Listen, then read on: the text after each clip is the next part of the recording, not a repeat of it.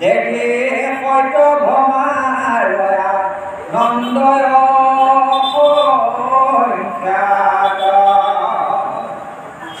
স্বৰ্গৰ ভমৰা মানে অলগতে আহিব কুঞ্জ কুঞ্জ ধ্বনি কৰি উদান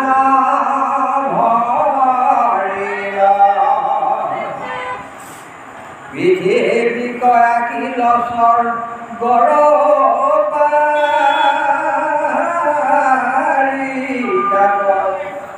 পৰমূখ ৰংগ হয়াদাৰ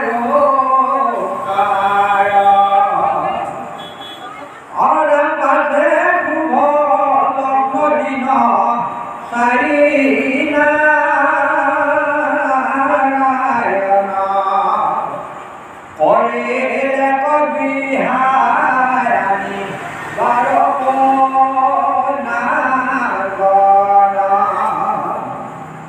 শতাধিক কুলয়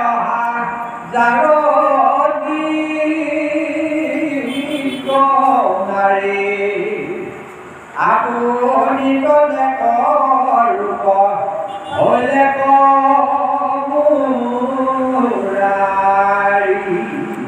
কৃষ্ণ জয় জগন্নাথ।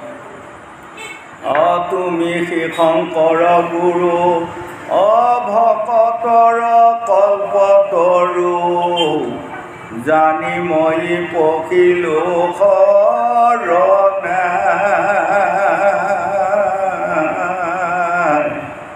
শৰণে পখিলো বাপ গুচায়ো সংসাৰৰ তাপ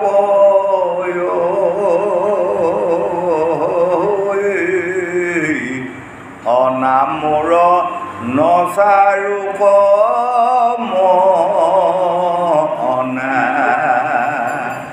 অনামৰ নচাৰূপ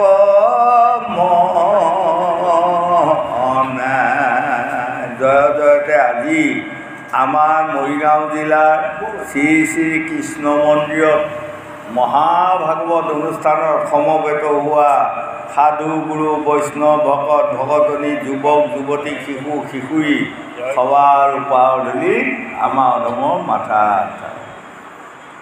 আজি দশম খণ্ডত এই মহান ভাগৱতে বুজাই আছে প্ৰভু ভগৱন্ত আৰু লগত সত্যভামাক লৈ স্বৰ্গৰ পৰা পাৰিজাত ফুল আনি কেনেকৈ দ্বাৰকাত ৰুলে এইকণ কথা বৰ ধুনীয়াকৈ গংগাৰ পাৰত শুকদেৱে পৰীক্ষিতক বুজাই আছে আৰু লগতে আমাক পৰীক্ষিতৰ প্ৰশ্নত শুকদেৱে উত্তৰ দি আছে যে ৰজা তুমি চিন্তা নকৰিবা স্বয়ং প্ৰভু ভগৱন্তৰ পত্নী হ'লেও সতিনী হয়নে গতিকে আমাক শাস্ত্ৰ ভাগৱতে কৈছে সতী নিৰ জ্বালা ভয়ংকৰ যদি মাতে ভাল মাতে তবু তাতে ফেৰ পাতে দিনে ৰাতি কণ্ডল বাস হয় সতিনী বুলি কোৱা বস্তুটো যিমান বাই ভনীকেই কোনোবাই বিয়া নাপাতক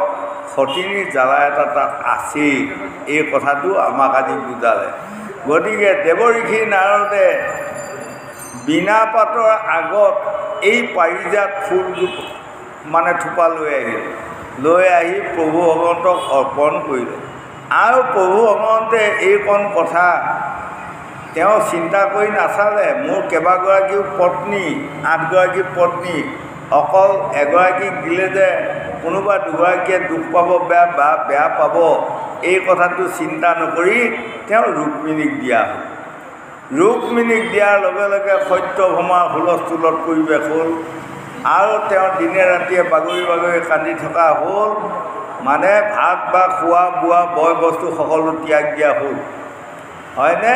গতিকে এয়াই হ'ল সতিনীৰ জ্বালা।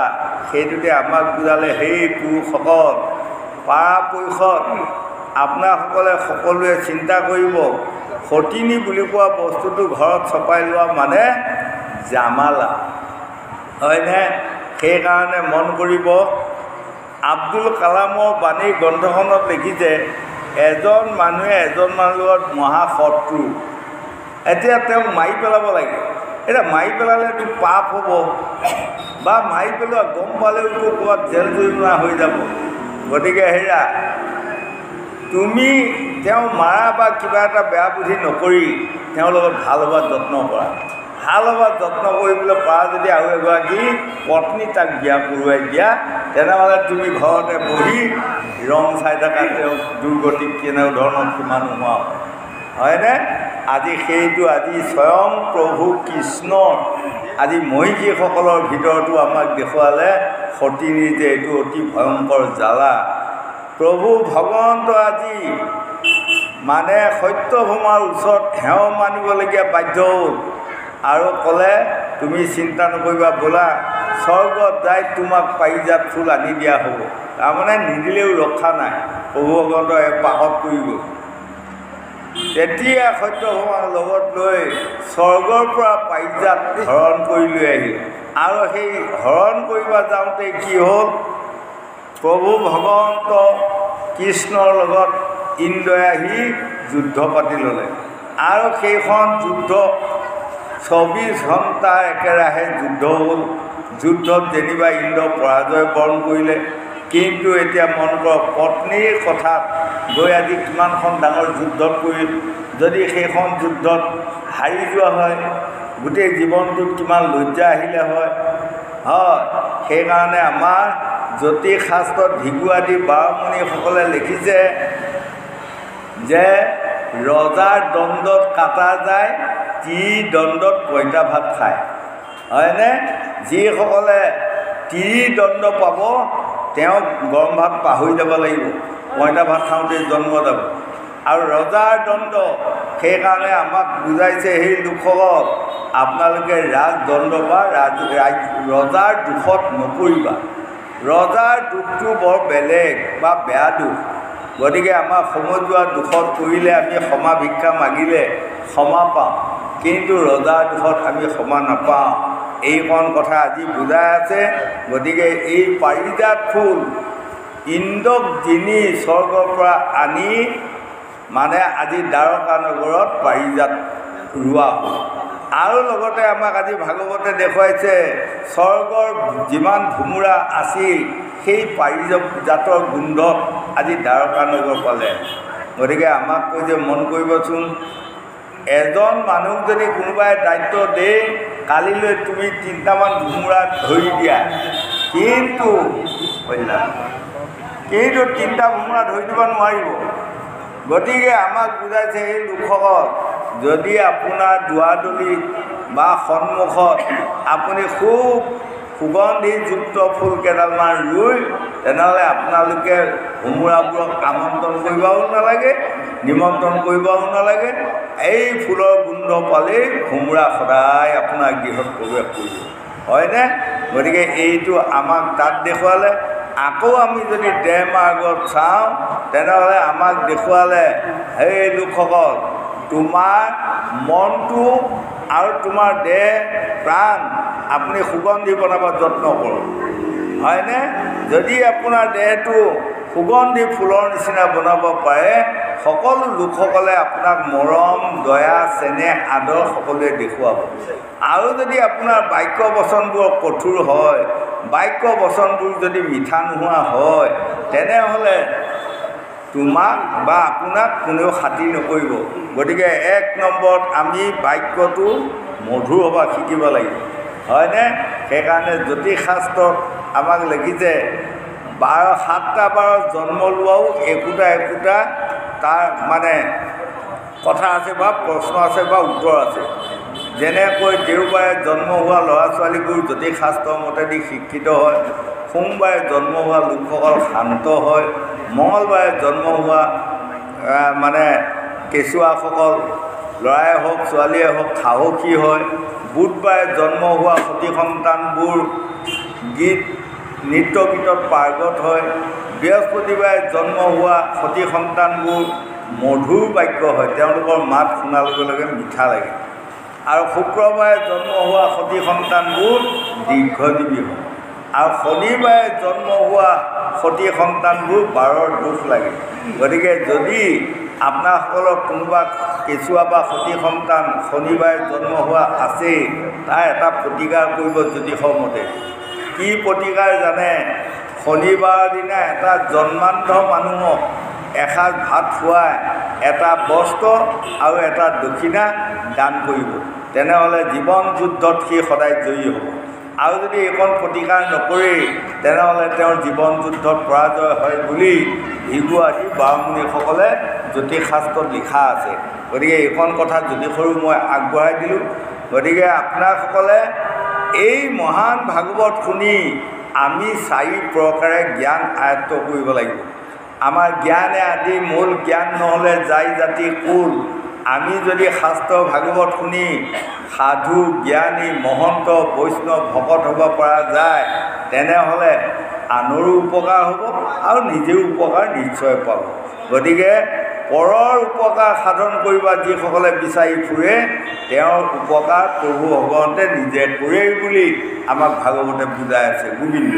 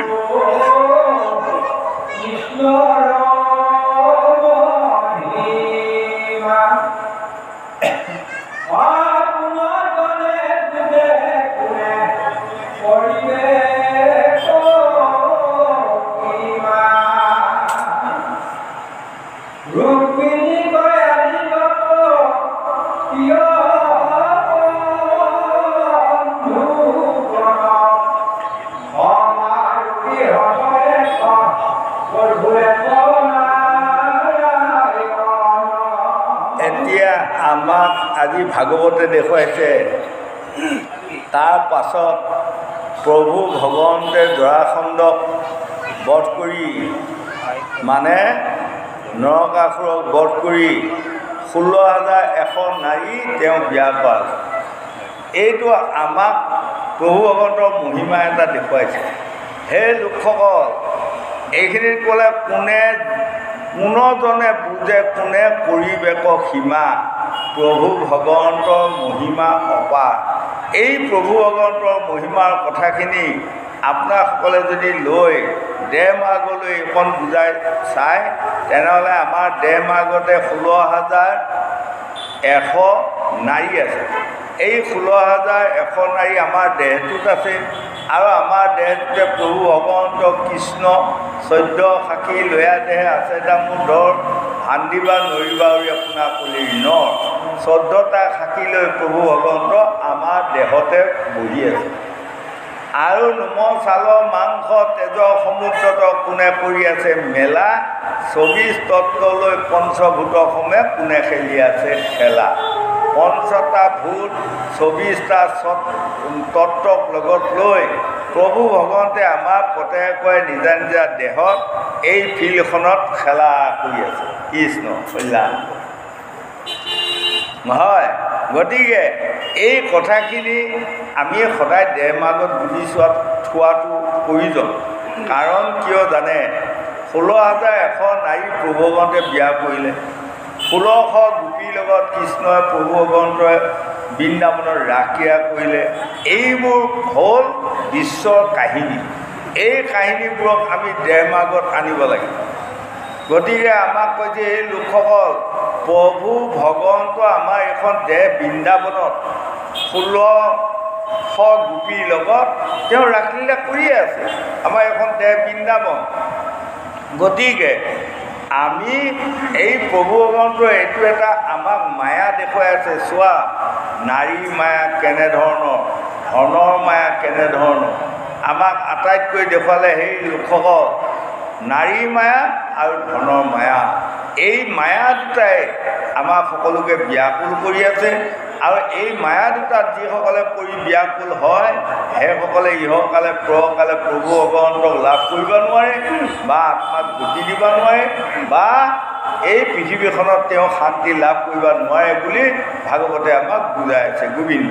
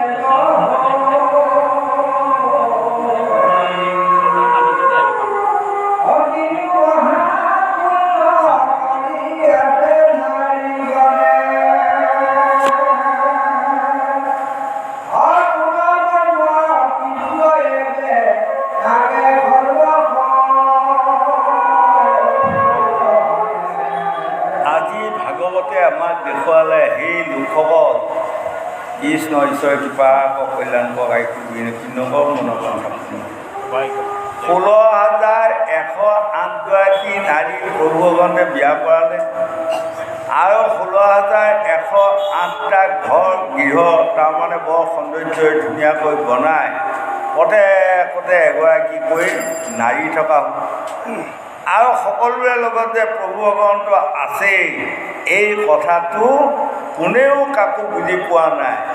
ইগৰাকীয়ে ভাবিছে মোৰ লগতে যেতিয়া চিৰ সময়খিনি বা ৰাতিয়ে দিনে মোৰ লগত আছে, মই আটাইতকৈ ধুনীয়া বা আটাইতকৈ সুন্দৰী, গতিকে মোৰ লগৰ পৰা কৃষ্ণ কলৈকো যোৱা নাই, মোৰ লগতে আছে।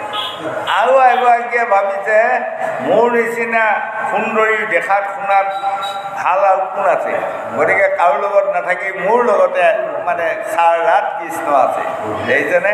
কিন্তু পৰম প্ৰভু ভগৱন্তে 16,108গৰাকী নাৰীৰ লগত যে তেওঁ 16,108জন কৃষ্ণ হৈ সদায় বসবাস কৰি আছে, এই মহত্বটো মানে নাৰীসকলে বুজি পোৱা নাই। সেইটোকে আমাক আকৌ দেহ মাৰ্গত দেখুৱালে। আমাৰ প্ৰত্যেকৰে নিজা নিজা দেহত 16,108 ডেলি মানে নাৰী আছে। এই নাৰী সকলোতে যে পৰম প্ৰভু ভগৱন্ত বিৰাজমান হৈ আছে, ইডালেও সিডালৰ কথা নুবুজে, সিডালেও সিডালৰ কথা নুবুজে। এয়া হ'ল প্ৰভু ভগৱন্তৰ মহিমা, হয়নে।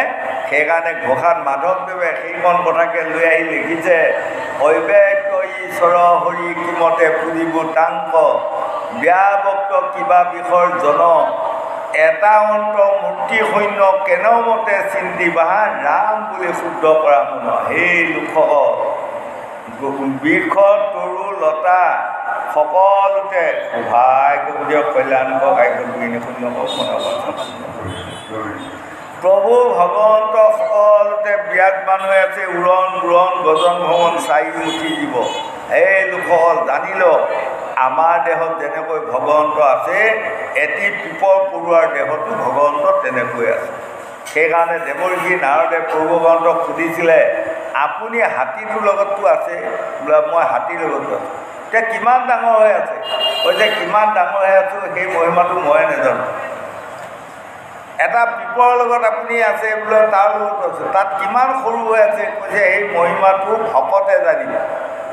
মোৰ মহিমাৰ কথা যিসকল ভকত বৈষ্ণৱ সাধু সেইসকলে ইয়াৰ উত্তৰ উলিয়াব পাৰে। দেৱৰ্ষি নাৰদ, মই ইয়াৰ কথা ক'ব নোৱাৰোঁ। সাধু কাক কয় জানা? দেৱৰ্ষি নাৰদ, যিসকলে সাধন কৰি আছে, সেইসকলে সাধন কৰি বুজি পাই গ'ল মই ক'ত আছিলোঁ আৰু ক'লৈ আহিলোঁ, আৰু মোক ইয়াত কিয় জন্ম দিলে প্ৰভু ভগৱন্তে, এইকণ কথা তেওঁ সাধন কৰিব লাগিব, হয়নে? এতিয়া মনুষ্যৰ জন্ম দিয়াৰ কাৰণে আজি কৃষ্ণ মন্দিৰত ভকত বৈষ্ণৱৰ লগত ভাগৱত গাই আছে। যদি মোক মনুষ্যৰ জন্ম নিদি যদি গাহৰি জন্ম দিলে হয়, এতিয়া ক'ৰবাত যায় ডাঙৰ বৰগছ এডালত কামুৰি থাকিবলগীয়া হ'ল হয়নে? নহ'ল হয় বাৰু, হয়নে? গতিকে সেই লোকসকল আপোনালোকে সদায় নিজে ভাবক, চিন্তা কৰক, কল্যাণ কৰক, শূন্য মনৰ মনসা ভাবক। উৰণ পুৰণ গজন ভৱন চাৰিমুঠি জীৱৰ ভিতৰত যে কতো মোক জন্ম নিদি মনুষ্যৰ জন্ম দিল, বাহ কি ধুনীয়া জন্ম এটা দিল। গতিকে মই এই মনুষ্যৰ জন্মটো পাই বাহাদুৰি, টেম্পাৰ, গৌৰৱ, জেদ সকলো মই ত্যাগ কিবা শিকিব লাগিব। সেই উঠি অহা ল'ৰা ছোৱালী, যুৱক যুৱতী প্ৰজন্মসকল, আমাৰ আটাইতকৈ শৰীৰত থকা বেয়া বস্তু কোনকেইটা জানে? লোভ, মোহ, কাম, ক্ৰোধ, মদ, মৎসৰ্য, অহংকাৰ, অভিমান, অসূয়া, বাহাদুৰি, টেম্পাৰ, গৌৰৱ, জেদ, এইবোৰ বেয়া বস্তু। এইবোৰ বস্তুক যেতিয়া আমি আগত ল'ম, তেতিয়া আমাৰ মনুষ্যসকলে বা বন্ধু বৰ্গসকলে আমাক ভাল নাপাব, হয়নে?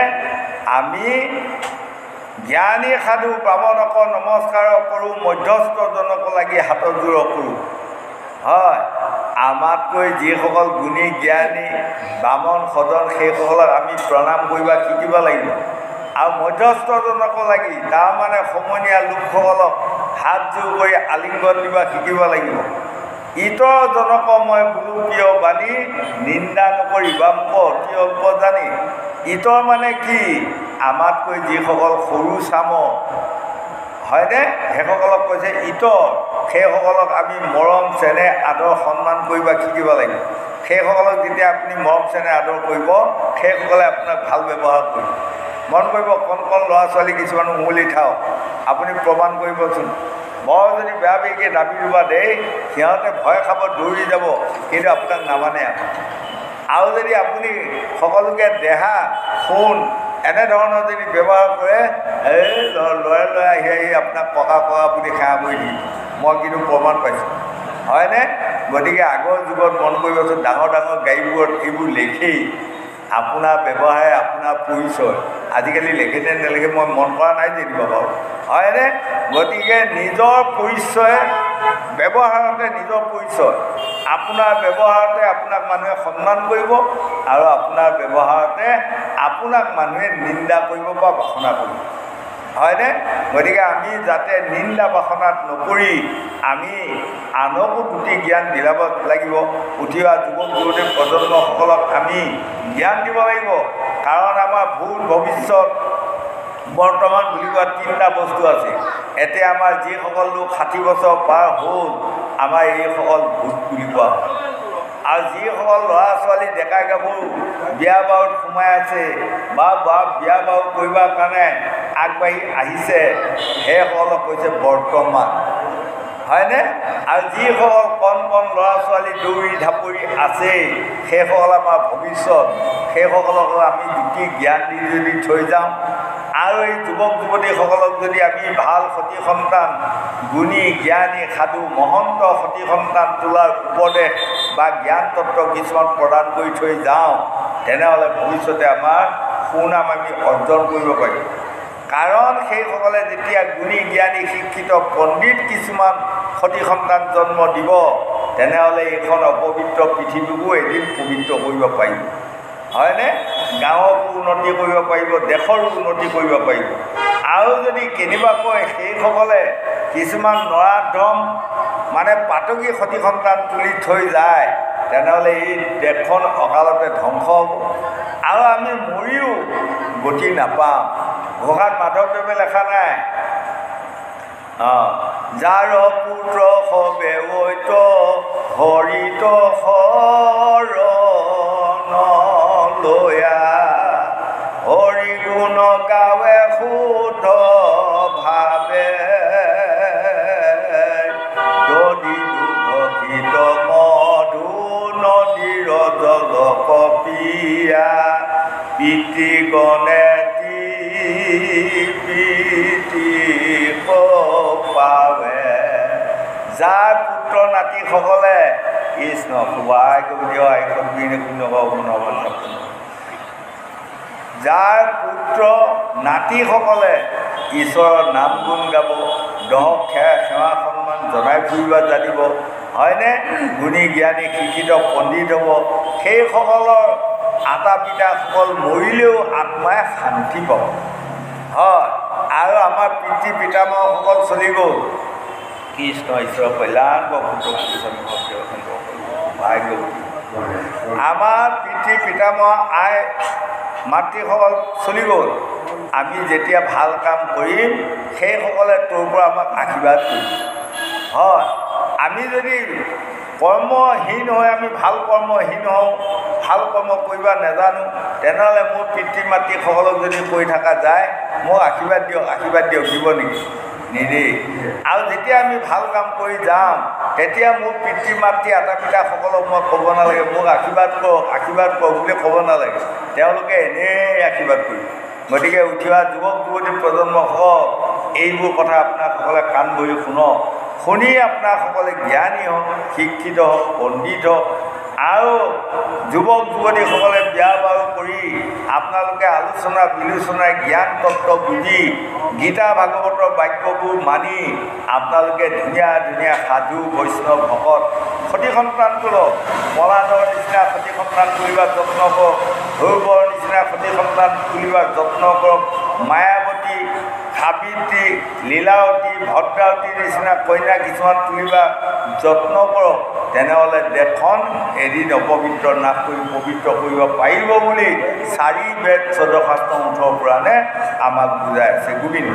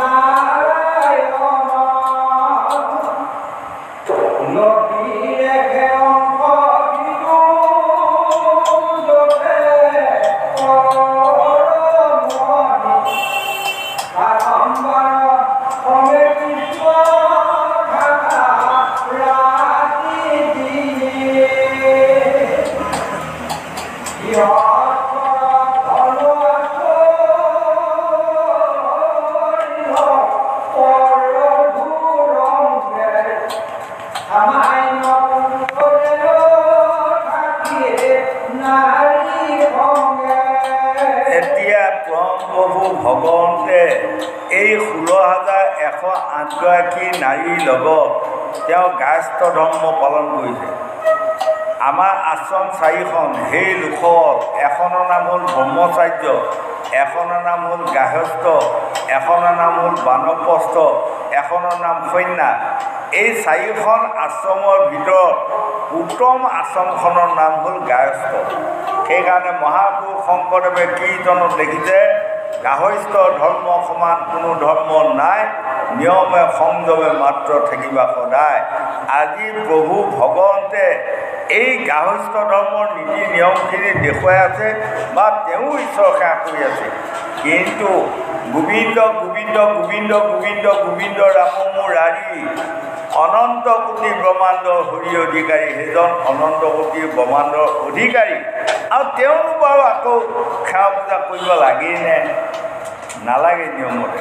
কিন্তু নহয়, তেওঁ আজি সেৱা পূজা কৰি যাগ যজ্ঞ সকলো কৰি আমাক দেখুৱাই থৈ গৈছে। কাৰণ প্ৰভু ভগৱন্তে যদি এইখন দেখুৱাই থৈ নগ'লে হয়, আজি আমাৰ মনুষ্যসকলে এইখন কৰাৰ ক্ষমতা আমি নাপালোঁ। গতিকে আমাক এইখন কথা দেখুৱাই দি গৈ আছে আৰু দেখুৱাই দি গৈ আছে, লক্ষ্মী অংশে সিটো যতে কৰ ৰমণী, তাসম্বাৰ অসমে কৃষ্ণ থকা ৰাতি দিনে।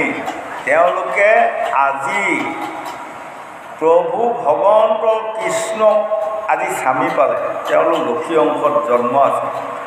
সেইটোকে আমাক দেখুৱালে। সেই লোকত আমাৰ নাৰীসকল আৰু যুৱকসকলে এইকণ কথা অকণমান চিন্তা কৰিছে।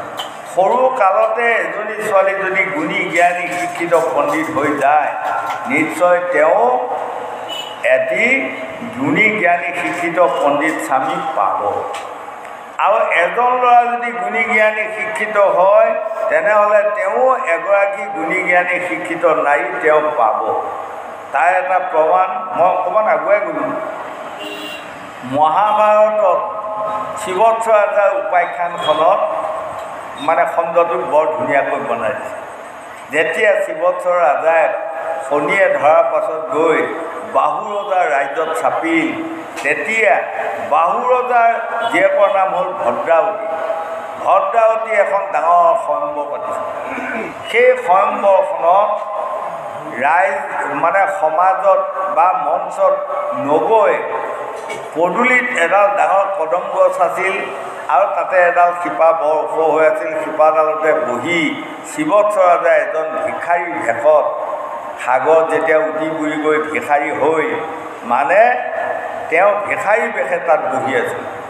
আৰু সেই ভদ্ৰাৱতীয়ে হাজাৰ বিজাৰ মানুহৰ মাজত স্বয়ম্বৰৰ দিনা হাতত চন্দনৰ মালা লৈ আহি স্বামী কাৰ গলত মই মালা দি স্বামী পৰিম, তেওঁ ঘূৰি ঘূৰি ঘূৰি ঘূৰি সদৌ শেষত গৈ পদূলিত এই কদমৰ শিপাডালত বহি থকা শিৱচ্ছ ৰাজা, তেতিয়া শিৱচ্ছ ৰাজা বুলি কোনেও নাজানে, এজন সাধাৰণ ভিক্ষাৰী বুলি সকলোৱে জানে। সেই ভিক্ষাৰীজনৰ গলতে গৈ মালা দি তেওঁক স্বামী বৰণ কৰিলে। আৰু তেতিয়া ৰাজ্যজুৰি এটা ডাঙৰ মানে হুলস্থুলৰ পৰিৱেশ হ'ল যে বাহু ৰজাৰ জীয়েকৰ স্বয়ম্বৰত ৰজা প্ৰজা মন্ত্ৰী বৰ্গ সেনাপতি কাৰো ওচৰত স্বামী নবৰি এজন ভিক্ষাৰীৰ ওচৰত স্বামী বহি, এজনী কুলক্ষণীয়া ছোৱালী বা কুলক্ষণীয়া নাৰী। সেই কথাখিনি শুনি গৈ বাহু ৰজাই নিজৰ পত্নীৰ আগত বা ৰাণীৰ আগত গৈ কৈছে, তুমি দাই এখন আনা, মই ডিঙিটো কাটি দিওঁ। মোৰ মা নিজৰ সন্মান সকলো হানি কৰি দিলে, এজন ভিক্ষাৰীক মোৰ ছোৱালীয়ে গৈ মালা দিলে। এনেধৰণে গ'ল। কিছুদিন যোৱাৰ পাছত যিদিনা শিৱচ্ছ ৰজাৰ মহিমাটো আটাইকণ বুজি পালে, পাই সেইদিনা বাহু ৰজাই হাতযোৰ কৰি শিৱচ্ছ ৰজাক কৈছে, তুমি কোন, মোক ভাঙি কোৱা, কাৰণ তোমাৰ মহিমা অপাৰ। মই তোমাক দুখীয়া ভিক্ষাৰী বুলি ইমান দিন ঘৃণা চকুৰে চালোঁ, গতিকে তুমি কোৱা। তেতিয়া শিৱচ্ছ ৰজাই কৈছিলে, হেৰা মহাৰাজ, তুমি চিন্তা নকৰিবা, মই পাক দেশৰ অৰ্থাৎ ভাৰতৰে এটা ছাইডৰ নাম পাক দেশ, এই পাক দেশৰ ৰজা মই শিৱচ্ছ, আৰু মোৰ নাম শিৱচ্ছ ৰজা, আৰু মই শনিৰ কোপত পৰি মই এনেধৰণে দুখ ভুগিবলগীয়া হ'ল। আৰু তোমাৰ ছোৱালীজনী সদায় ভিক্ষাৰীত বিয়া হ'ল বুলি তুমি যে দিনে ৰাতিয়ে সদায় দুখ কৰি আছা, আজিৰ পৰা দুখ নকৰিবা। কাৰণ কেতিয়াও নাৰী পুৰুষ অসমানত বিবাহিতা নহয়, সমানে সমানে বিবাহ। তাৰমানে অৰ্থাৎ এজনী ছোৱালী যিমানখিনি গুণৰ ওজন, সেই সিমানখিনি গুণৰ ওজন ল'ৰা এটা পাবই। আৰু এটা ল'ৰাৰ গুণৰ ওজন যিমানখিনি, সেনে গুণৰ ওজনৰ ছোৱালী এজনী পাবই, শিৱচ্ছ ৰাজাই কৈ আছে। গতিকে কোনেও এই মৰ্যত কোনো মনুষ্যই ভাবিব নালাগে মই ইমান জ্ঞানী হৈ মই অজ্ঞানীক পত্নী এগৰাকী পালোঁ নোপোৱা। তুমি জ্ঞানী হৈ তুমি জ্ঞানী পত্নীয়ে পাবা, অজ্ঞানী হ'লে অজ্ঞানী পত্নীয়ে পাব। গতিকে আমাক এইকণ কথা মহাভাৰতত শিৱচ্ছৰ ৰজায়ো বৰ ধুনীয়াকৈ বাহু ৰজাক বুজাই দিছিল। আজি এতিয়া আমাক দেখুৱাইছে এই 1108গৰাকী নাৰী কম ভাগ্যৱতী সৌভাগ্যৱতী নহয়। তেওঁলোকে আজি পৰম প্ৰভু ভগৱন্তক স্বামী পাই আজি কৈছে আনন্দ আমাৰ সীমা। তাৰমানে যাক স্বামী পালে এগৰাকী নাৰীয়ে এই পৃথিৱীখনত ৰং ৰহস্য আনন্দ শান্তিৰ মাজত জীৱন যাপন কৰিব পাৰে, সেইগৰাকীকে কৈছে সৌভাগ্যৱতী। গতিকে আমাৰ আইসকল বা নাৰীসকলে আপোনাৰসকলে সৌভাগ্যৱতী হোৱাৰ যত্নটো আপোনাৰসকলে কৰক। আৰু আমাৰ যুৱক বন্ধুসকলে আপোনালোকে এইখন পৃথিৱীত জন্ম লৈ কি প্ৰকাৰে আমি চলিলে সৌভাগ্যৱান হ'ব পাৰিম, তাৰ প্ৰমাণটো হ'ল শাস্ত্ৰ গীতা ভাগৱতে আমাক বুজাই আছে। 1 নম্বৰতে আপোনাৰসকলে সৎ হওক, 2 নম্বৰত জ্ঞানী হওক, 3 নম্বৰত গুণী হওক, 4 নম্বৰত আপোনাৰসকলে পৰ উপকাৰ সাধন কৰিব যত্ন কৰি থাকক, হয়নে? 5 নম্বৰত কাকো আপোনাৰসকলে অৱজ্ঞা নকৰিব, কাকো নিন্দা নকৰিব, হয়নে? কাকো ইটিকিং নকৰিব, কাকো ইনচাল্ট নকৰিব, হয়। এনেধৰণে আমি 12টা ভাল গুণ আমি যিদিনা ল'ব পাৰিম, তেনেহ'লে সেই 12টা ভাল গুণৰ থকা ছোৱালী এজনী আপোনাৰ ওচৰত বিয়া সোমাবা, আহিব। আৰু যদি এজনী ছোৱালীয়ে 12টা ভাল গুণৰ ব্যৱহাৰ চলি আছে, তেনেহ'লে 12টা গুণৰ ভাল ল'ৰা এটা তেওঁৰ ওচৰলৈ যাব ৰেহাই নাই, হয়নে? এইবোৰে হ'ল শাস্ত্ৰ ভাগৱতে আমাক বুজাই থকা কথা।